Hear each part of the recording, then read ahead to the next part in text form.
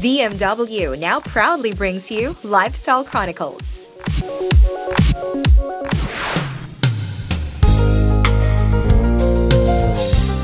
All Things Swiss.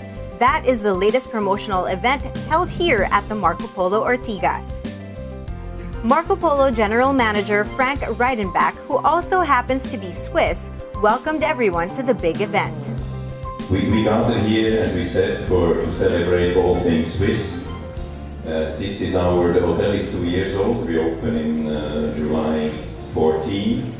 So this is our first Swiss promotion. People say, why do you do a Swiss promotion? Maybe it's a little bit biased because, as you may know, many of you, I am Swiss. But that's not the only reason why we do this. I think because I think there are many nice things, food-wise, culturally, and so we can do with Swiss, and there is a long-standing, how should I say, friendship between Switzerland and the Philippines.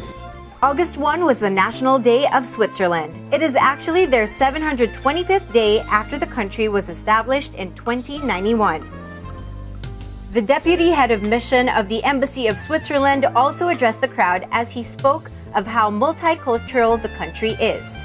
To open the event formally, the official cheese cutting was held to the cheers of the crowd, and after that, the Swiss Army Band was formally introduced. The band is composed of 14 talented musicians who played anthems and traditional music to the delight of the crowd. Wine was poured and shared by everyone, and while the guests enjoyed a sumptuous dinner, the band played beautiful music, celebrating all things Swiss and the friendship of the Swiss and Filipino people.